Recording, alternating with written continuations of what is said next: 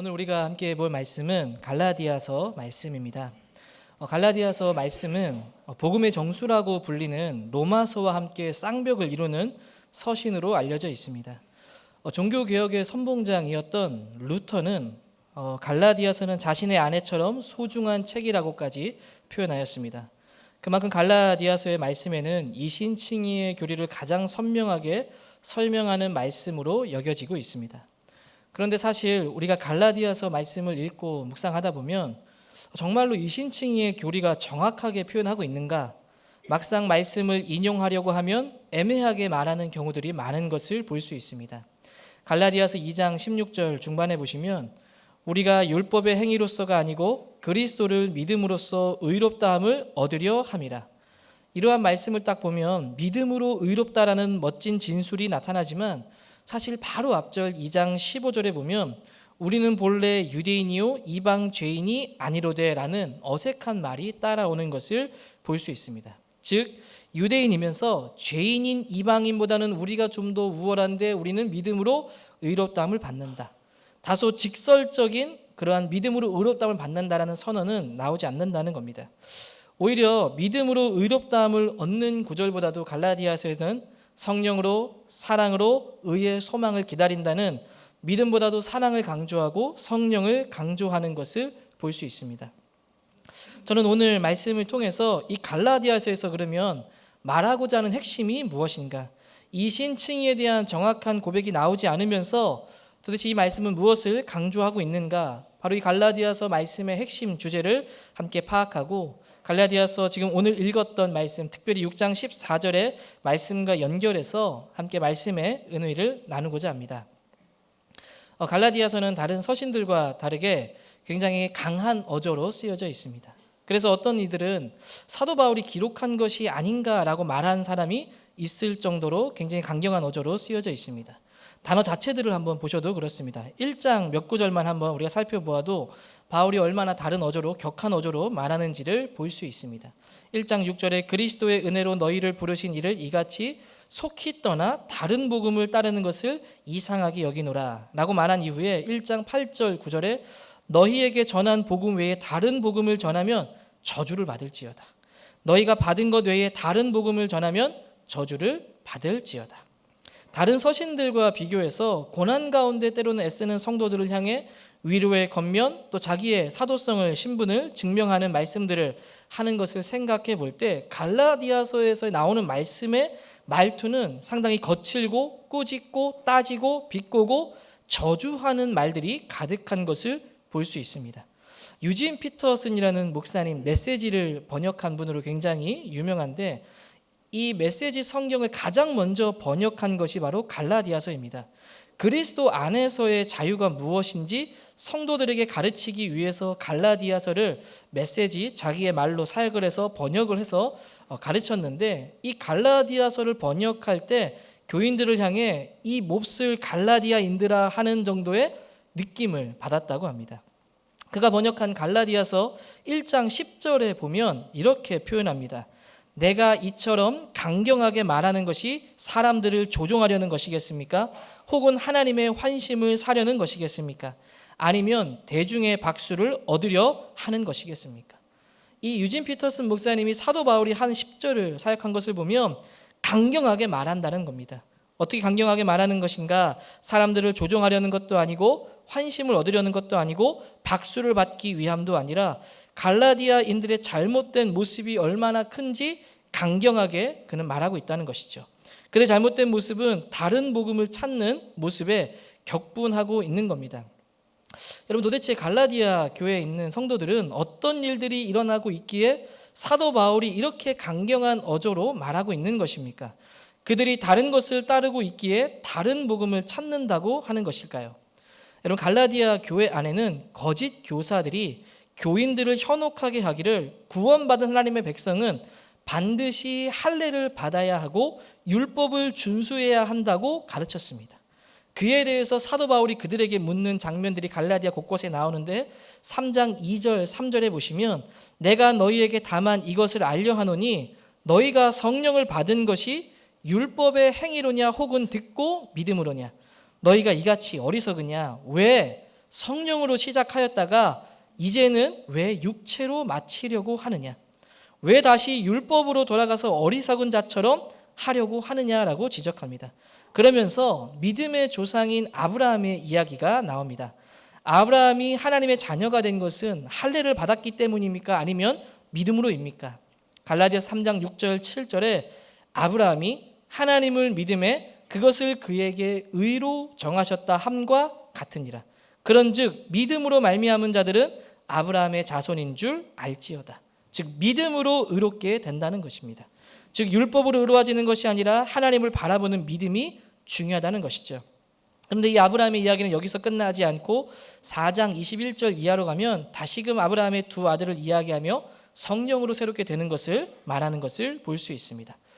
즉 어쨌든 이 갈라디아 교회 안에는 거짓 교사들이 미전에 있는 성도들에게 할례를 강요하고 있고 율법의 준수가 할례를 받지 않은 자들에게 영향을 미치게 되었고 그들은 영향을 받게 되었고 할례를 받으려고 노력을 쏟게 된 것입니다. 이러한 모습을 본 바울이 그들을 향해 은혜로 시작했지만 너희들이 이제는 육체로 마치려고 한다고 지적하고 있는 겁니다. 이 바울이 그것을 보고 격분하고 있는 것인데 사실 이것만 이렇게 살펴보면 바울이 그렇게 격분하게 된 것은 좀 이해하기 어려운 것을 생각해 볼 수 있습니다. 왜 그렇습니까? 한번 이것을 우리의 상황으로 되짚어봐서 한번 말씀을 살펴서 보면 이들의 열심은 어쩌면 할례를 받으려고 하는 것도 있지만 좀 더 율법을 잘 지키고 바르게 신앙생활을 하려고 하는 열심이 담겨져 있는 것이죠. 여러분 예를 들어서 교회 성도님들이 정말 율법을 잘 지키고 정말 헌신하고 율법을 준수하며 봉사한다고 한다면 여러분 어떤 마음이 여러분 들겠습니까? 왜 율법대로 하려고 하십니까? 왜 그렇게 하십니까? 라고 하며 여러분 분노하겠습니까? 아니면 정말 열심히 섬기는 그 모습을 보고 여러분 감동을 받지 않겠습니까? 그런데 바울은 그들의 율법의 열심을 보고 감동을 받지 않고 오히려 분노하고 있는 겁니다. 여러분 이것은 단순히 율법을 지키는 문제만을 말하는 것이 아니라는 겁니다. 사실 갈라디아서의 이 핵심 주제는 이신칭의가 아니고 교리적인 설명은 2, 3, 4장을 걸쳐서 믿음에 대해서 이야기하고 있지만 갈라디아서의 가장 중요한 핵심은 바로 제일 뒤에 있는 5장, 6장에 가서 나타납니다. 5장, 6장에 나타나는 내용이 무엇입니까? 어떻게 살아야 하는가? 갈라디아서의 핵심은 바로 어떻게 살아가야 하는가? 바로 성령을 따라 살아가는 삶에 대해서 이야기하고 있는 겁니다. 5장 16절에 내가 이르노니 성령을 따라 행하라. 5장 17절에 육체의 소욕은 성령을 거스르고 성령은 육체를 거스르나니. 5장 18절에 너희가 만일 성령의 인도하는 바가 되면. 여러분 이후에 성령의 열매에 대해서 아주 유명한 말씀의 본문이 나오는 것이죠. 그리고 서로의 짐을 나누어 지라고 말하고 6장 8절에 가서는 성령을 위하여 심는 자는 성령으로부터 영생을 거두리로다. 여러분 갈라디아서의 말씀의 핵심은 믿음으로 의롭게 되는 이신칭의가 아니라 성령을 따라 살아가는 삶이 되어야 한다는 것을 이야기하는 것입니다. 그런데 이 갈라디아 교인들이 성령을 따라 시작하였는데 육체로 마치려고 한 것이죠. 여러분 그것이 무엇입니까? 할례를 받고 율법을 준수하려고 한 겁니다. 이들은 할례를 받고자 하는 열망이 컸습니다. 그래서 그 할례에 현혹되어서 따르는 사람들이 너무 많았고 그래서 아까 읽었던 1장에서도 속히 그들에게 따르는 것을 내가 이상하게 여긴다고 말한 것이죠.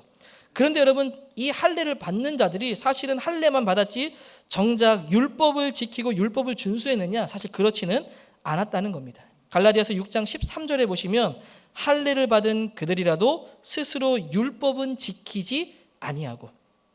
여러분 할례를 받는 것에는 관심을 쏟았지 율법을 지키는 일에는 무관심했습니다. 그리고 할례를 받는 것이 여러분 율법을 지키는 것을 뛰어넘어서 이것이 구원을 받는 조건이라고 가르치고 강요했고 이것을 오히려 복음으로 여기면서 진짜 복음이 아닌 다른 복음인 그 복음을 복음처럼 여긴 것입니다. 여러분 왜 이들은 이렇게 할례를 구원에 이르는 것처럼 받으려고 하는 것일까? 그것은 바로 그들의 할례를 자랑으로 삼았기 때문입니다. 6장 13절 읽었던 그 후반절에 보시면 너희에게 할례를 받게 하는 것은 그들이 너희의 육체로 자랑하려 함이라. 여러분 사도 바울이 갈라디아서에서 강경한 어조이고 왜 이렇게 분노하고 있는가? 분노한 이유가 바로 이것입니다. 정작 율법은 지키지 아니하고 무관심하면서 할례를 복음으로 여기며 그거를 받음으로써 사람들 앞에 자랑으로 삼으려고 했다라는 것입니다. 이것은 예수님께서 바리새인들을 비판하는 것과 같은 것입니다.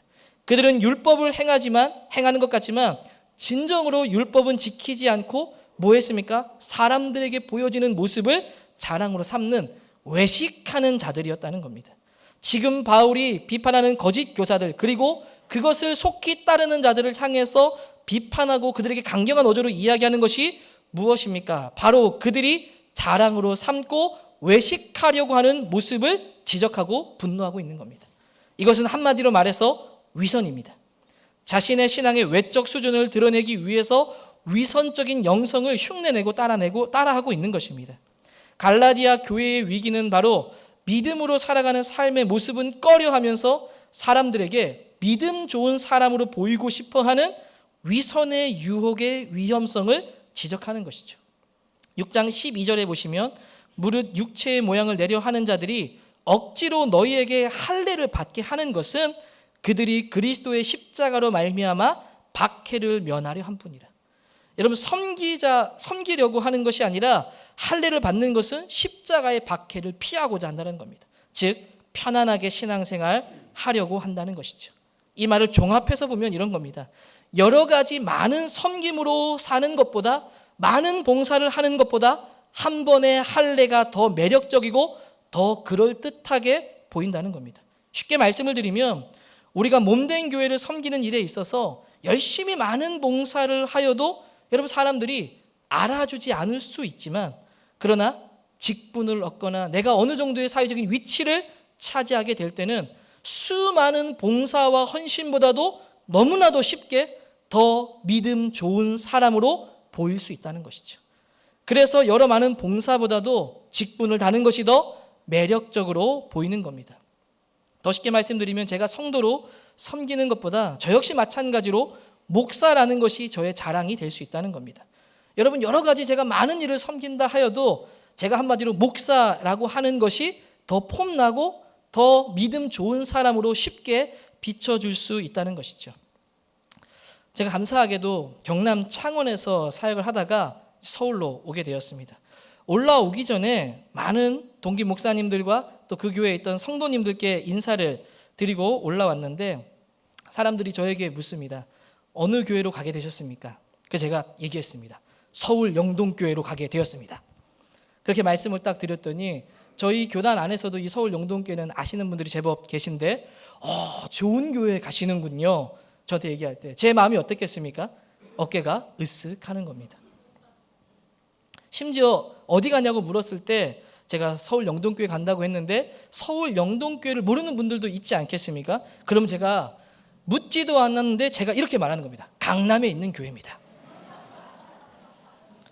강남이라는 인식이 여러분 크기 때문에 이야기하는 것이죠. 여러분 제가 이렇게 이야기할 때 제 마음이 어떤 마음이 있는 겁니까? 이게 자랑이 되는 겁니다. 이것을 내가 자랑으로 삼기는 겁니다.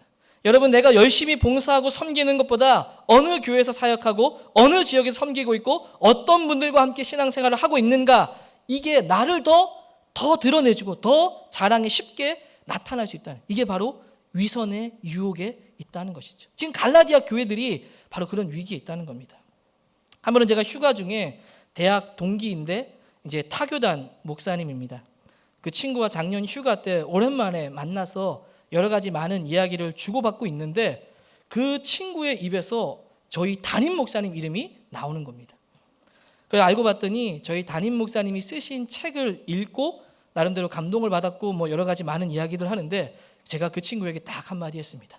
지금 말하신 목사님이 우리 교회 담임 목사님이시라고. 이런 말을 하고 나니까 마치 내가 뭔가 대단한 것처럼 그래서 제가 돌아와가지고 담임 목사님 책을 딱 가지고 담임 목사님께 사인을 받아서 택배로 보내줬던 기억도 있습니다. 여러분 무엇을 말하는 것입니까? 믿음을 가지고 섬기는 것보다 직분이 내 위치가 이 갈라디아 교회 안에 성도들이 한 번의 할례가 더 폼이 난다는 겁니다. 어떤 드라마에서 보니까 주인공이 이런 대사를 합니다. 부자들은 참 좋은 사람 되기 쉽다. 다른 사람이 하는 것보다 작은 노력만 쏟고 인심을 쏟으면 사람들에게 너무나도 쉽게 금방 좋은 사람이 될 수 있다는 겁니다. 여러분, 할례가 그런 것이죠. 어려운 일은 하지 않아도, 십자가는 피하고 고난은 피해도 금방 이 할례 한 번만으로 너무나 믿음 좋은 사람이 될 수 있다는 겁니다. 갈라디아의 교회 성도들은 너무도 속히 이 다른 복음을 받아들이고 돌아섰습니다. 이러한 일에 바울은 분노하며 배교자로 여기며 그들을 서신에 이런 말씀으로 기록하고 있는 것입니다. 결국 여러분, 이러한 자기를 자랑으로 삼는 이 할례, 결국 이 마음의 내면의 바탕에 무엇이 있는 것입니까? 자기의가 있는 거죠. 나를 높이고 드러내고 싶어하는 자기의. 내가 이런 사람이야. 나를 알아봐주지 못하면 화가 나고 알아주면 기분이 좋고, 몇 번의 몽사보다 이 어떠한 직함과 내가 무언가를 하고 있다는 것이 바로 나를 더 자연스럽게 드러낼 수 있다는 것. 이게 바로 위선의 유혹이라는 것이죠. 여러분, 이 위선의 유혹에 빠져들면 어떻게 되는 것입니까? 실제로 우리는 부패한 자이죠. 실제로 우리는 죄가 가득한 사람입니다. 우리 예수의 공로가 아니고서는 절대로 선한 사람이 될 수 없죠. 부패한 자이지만 어떻습니까? 외식으로 인하여, 위선으로 인하여 겉으로는 사람들에게 많은 존경을 받는 위치에 있게 됩니다. 그러면 어떻게 되겠습니까? 사람을 의식하고, 하나님을 보지 못하고 사람을 의식하고 사람의 영광을 위해서 좀 더 행동하고, 그러면서 사람들에게 영광을 더 받게 되는 겁니다. 나는 부패한데 겉으로는 영광을 받고 뭔가 내가 되는 사람처럼 착각하게 되는 것이죠. 이것이 무엇입니까? 교만입니다. 교만은 어떻게 됩니까? 패망의 선봉장이라고 말합니다. 그래서 바울은 그들에게 너희들이 그렇게 다른 복음을 쫓고 있다가는 믿음의 반열에서 떨어져서 진짜 복음을 잃게 될 것이라고 지금 격분하고 그들에게 지적하고 있는 겁니다. 여러분, 예수님과 베드로를 한번 생각해 보십시오. 예수님께서 십자가에 달리시기 전에 제자들에게 마지막으로 이렇게 말씀하셨습니다. 마태복음 26장 31절에 그때 예수께서 제자들에게 이르시되 오늘 밤에 너희가 다 나를 버리리라. 기록된 바 내가 목자를 치리니 양의 떼가 흩어지리라. 이런 목자를 치면 양떼를 흩을 것이라고 했을 때 베드로가 어떻게 합니까? 절대로 그런 일이 없을 거라고 말합니다. 심지어 모두가 다, 나 빼고 모두가 다 주를 버릴지라도 나는 절대로 결코 버리지 않겠습니다. 그러나 우리가 잘 알고 있는 대로 여러분, 베드로는 예수님께서 신문 당할 때 그곳에 있다가 자신을 알아보는 사람들이 있었을 때 예수님을 3번이나 부인하게 되어지죠. 예수님 앞에 여러분 절대로 버리지 않겠다라고 말한 그 베드로의 고백, 여러분 저는 이 베드로의 그때 당시에 했던 고백이 거짓이 아니었다고 봅니다. 정말 진심이었다고 생각합니다.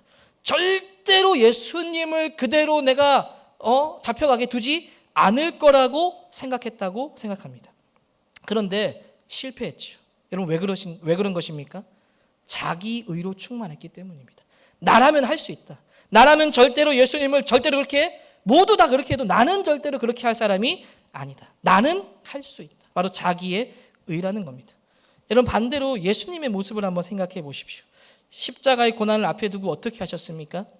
충분히 담당하실 수 있는 하나님의 아들이심에도 불구하고 십자가를 앞에 두고 겟세마네 동산에서 땀이 피가 되도록 기도하셨죠. 그리고 성령으로 충만하게 되셨습니다. 결국 그 일이 닥쳤을 때 예수님은 승리하셨고 베드로는 실패했습니다.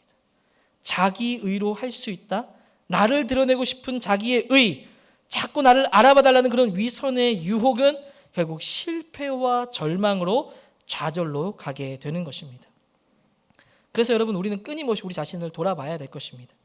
신앙생활 하다 보면 교회가 아무리 여러분 좋아도 결국 이 교회는 의인들이라기보다 죄인들의 모임이라고도 할 수 있죠. 여러 사람들이 다 있습니다. 그래서 상처를 주기도 하고 때로는 상처를 받을 수도 있습니다. 여러분 상처를 받을 때마다 우리는 어떻게 해야 됩니까? 자꾸 자기 자신을 돌아봐야 되는데 상처를 받으면 어떤 마음이 때로는 일어납니까? 어떻게 나한테 이럴 수가 있어? 내가 교회를 위해서 얼마나 충성 봉사하고 열심히 했는데, 내가 정말 새벽기도 빠지지 않고 하나님의 봉사를 위해서 주일을 성수하고 열심히 했는데 뭔가 내가 좀 더 다른 사람보다 나은데라는 그러한 생각을 가지면서 격분할 때가 있죠. 어쩌면 이 마음속에 어떤 마음이 있는 것입니까? 자기의 의가 있는 것입니다. 어떻게 나를 이렇게 못 알아봐 줄 수 있는가? 다른 사람보다 내가 낫다는 마음, 좀 더 나를 드러내고 싶어하는 이러한 위선의 유혹에 사로잡혀 있으면 그러한 격분하는 마음들이 우리 가운데 일어나는 겁니다. 왜 그렇습니까? 나를 알아봐 주지 못하기 때문에 그런 것이죠. 여러분, 이것은 다른 사람의 모습이 아니라 바로 우리의 모습이라고 할 수 있을 겁니다. 자기 의가 충만하면 자꾸 그러한 마음들이 드는 것이죠. 마치 내가 없으면 안 될 것 같은 마음. 전에 제가 섬기던 교회, 창원에서도 섬기고 왔지만 제가 그 교회가 정말 하나님의 은혜 가운데 든든히 잘 세워져 가기를 정말 바라는 마음이 있습니다. 그런데도 여러 가지 소식들을 한 번씩 들을 때가 있는데, 여러분, 예를 든 것입니다. 예를 들어서 그 분이, 아는 분이, 교회에 계신 분이 연락이 와가지고 이렇게 얘기했다고 한번 생각해 보십시오. 목사님 가시고 나서 우리 교회가 어려워졌습니다. 목사님이 계셨어야 되는데 여기 안 계셔서 지금 교회가 너무 힘들어졌습니다. 목사님 계실 때 너무 좋았는데. 여러분, 그런 소식을 들으면 어떻습니까? 정말 안타까운 마음이 들고 그 교회를 위해서 기도해야겠지만, 여러분, 자기 의가 강하면 이런 마음 안 들겠습니까? 거 봐, 나 없으니까 안 되지? 내가 얼마나 거기서 열심히 섬기고 봉사했는지 알겠지? 이런 마음이 여러분 들지 않겠습니까? 예를 든 겁니다. 이런 교만한 마음이 드는 겁니다. 여러분, 그래서 우리는 늘 깨어 있어야 합니다. 자꾸 나를 알아봐 주기를 바라는 마음, 자꾸 무언가 하나님을 위해서 봉사하고 섬기는 것보다도 위선에 쌓여 잡혀서 뭔가 직분을 달기를 원하고 뭔가 내가 되기를 원하고 사회에서도 어디서도 자꾸 나를 드러내려고 하는 그러한 모습, 나를 좀 알아봐 달라고, 왜 나를 못 알아주냐며 그러한 위선의 유혹, 이것을 지금 갈라디아서 말씀이 사도 바울이 그들을 향해 지적하고 있는 겁니다. 이것을 깨어내려면 어떻게 해야 되겠습니까? 우리 자신의 내면을 볼 수 있어야겠죠. 늘 깨어 있어야 한다는 겁니다. 여러분, 바리새인과 세리가 기도하러 성전에 올라가는 장면을 아실 겁니다. 바리새인이 서서 기도하기를 뭐라고 기도합니까? 하나님, 저는 토색하지도 않았고 불의하지도 않고 간음도 안 하고 저기 보이는 저 세리와도 같지 아니합니다. 일에 2번씩 금식하고 소득의 11조도 드립니다. 반면에 세리는 어떻게 기도합니까? 눈을 들어 감히 하늘을 쳐다보지도 못하고 가슴을 치면서 말하기를, 하나님, 나를 불쌍히 여기소서. 나는 죄인입니다. 여러분, 누가 하나님 앞에 높은 사람이겠습니까? 세상이 볼 때에는 바리새인이겠지만 하나님 보시기에는 자기를 낮추는, 하나님 앞에 죄인이라고 고백하고 있는, 차마 하늘을 올려다도 보지도 못하는 이 세리, 이 사람이 더 하나님 앞에 높은 사람이 아니겠습니까? 여러분, 날마다 우리의 모습을 돌아보게 되기를 원합니다. 내가 누구보다는 좀 낫지, 내가 저 사람보다는 좀 괜찮지 라는 것이 아니라 하나님 앞에 내가 얼마나 큰 죄인인지. 그래서 여러분, 우리가 우리 자신의 자기 인식이 온전하게 이루어지면 여러분, 우리는요 쉽게 자랑하지 못할 겁니다. 여러분, 우리가 업적을 이룬 게 있다면 얼마나 있겠으며 자랑할 것이 있다면 얼마나 있겠습니까? 사실 생각하면, 하나님 앞에 비교하면, 하나님 앞에서 주신 은사를 생각하면 사실 우리가 내세울 만한 것은 많이 없습니다. 여러분, 사도 바울만 한번 보십시오. 얼마나 대단한 사람입니까? 로마의 시민이었죠.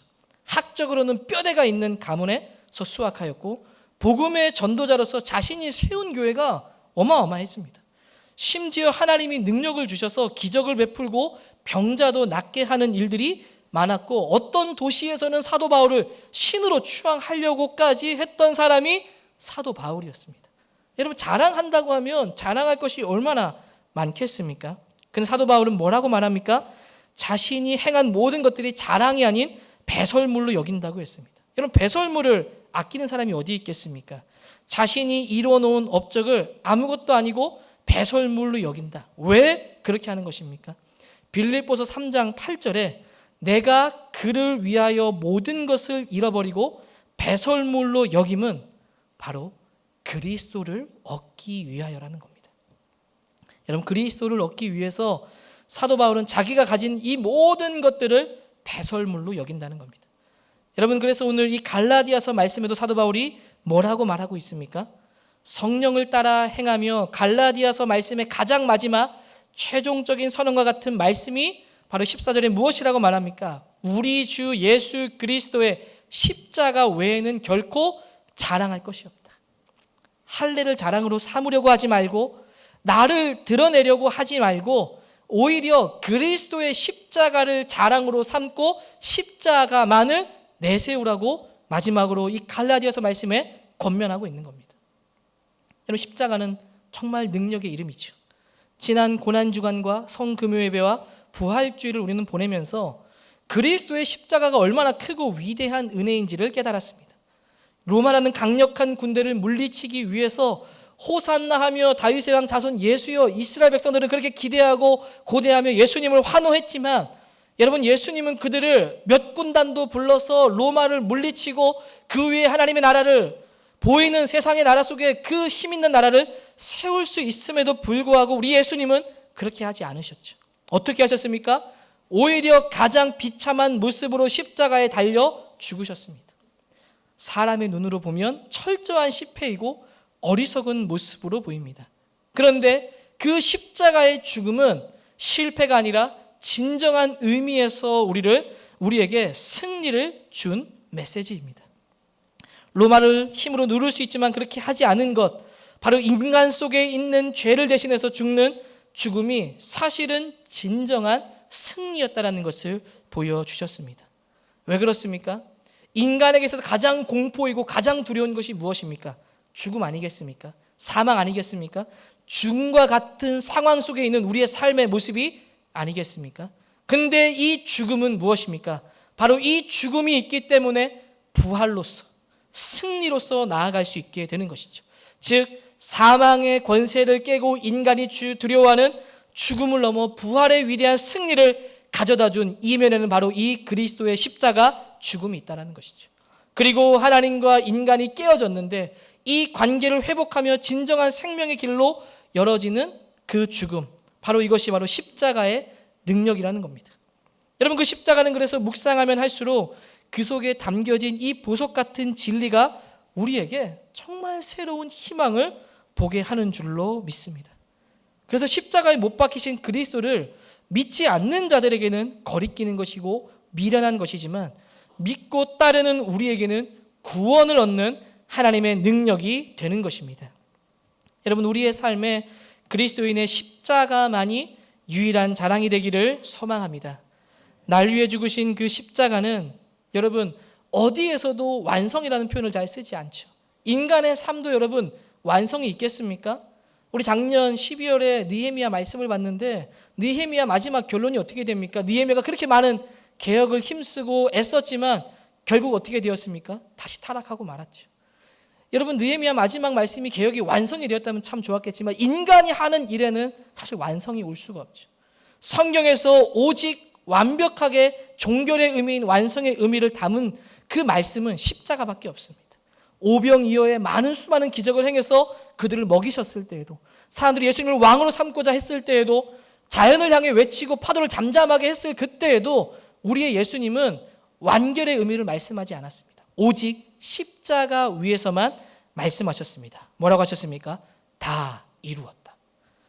여러분, 이것이 바로 십자가의 능력인 줄로 믿습니다. 십자가의 죽음은 우리에게 절정이고 전부입니다. 우리에게 큰 은혜를 주며 살아갈 힘도 얻게 하는 것도 십자가인 줄로 믿습니다. 사실 우리의 삶 가운데 여러분 가장 필요한 것이 무엇이겠습니까? 우리 안에 있는 내면의 힘.